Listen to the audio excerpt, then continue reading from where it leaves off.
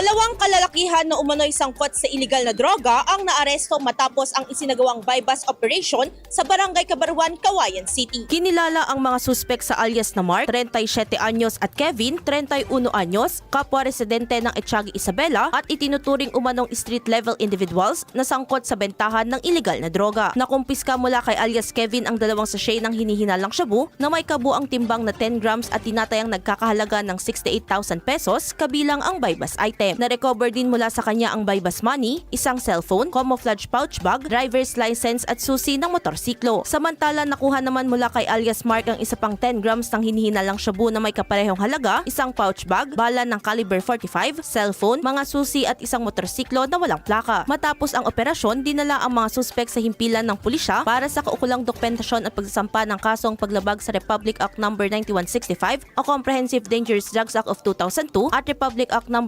10591 o Comprehensive Firearms and Ammunition Regulation Act. Idol, parang bumibilis ba ang pagtanda? Ang dahilan ng hina ang cell division na pagpapalit ng bagong cell habang nagkakaedad. Natutuyo ang balat dahil sa paghina ng elasticity. Para mapigilan ito, mag-DTX 500 na. May antioxidants at vitamins, polyphenols at flavonoids na pumipigil sa collagen regulation. Sikreto sa pagiging young looking mo para maging healthy, mag-DTX 500 palagi.